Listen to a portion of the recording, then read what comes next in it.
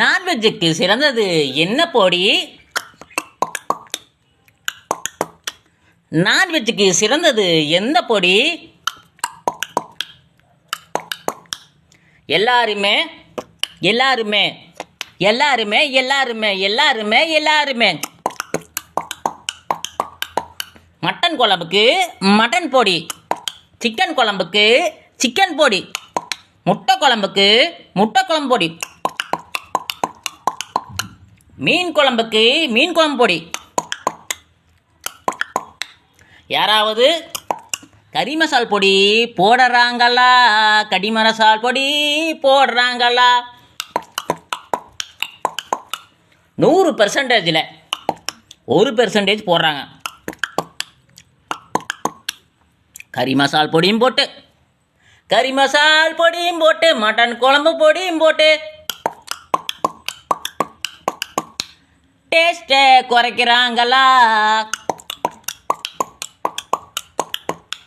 கறி மசால் பொடி போட்டாலே போது, கறி மசால் பொடி போட்டாலே போது. ஒரு முறை நீங்க செஞ்சு பாருங்க. மட்டன் குழம்புக்கு கறி மசால் போட்டு ஒரு நாள் செய்து பாருங்க.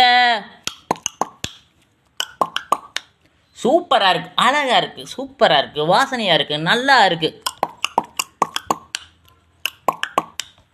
இதை விட பெட்டர் என்ன சாமி சொல்லுங்க சொல்லுங்க.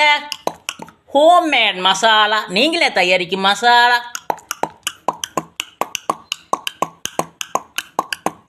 இதையெல்லாம் பார்த்துட்டு இதெல்லாம் என்னென்ன போடுறாங்களோ அதையவே நீங்களே வீட்டில் வறுத்து போய் மிஷினில் வந்து அரைச்சிட்டு வந்தீங்கன்னா இதை விட சூப்பராக இருக்குது.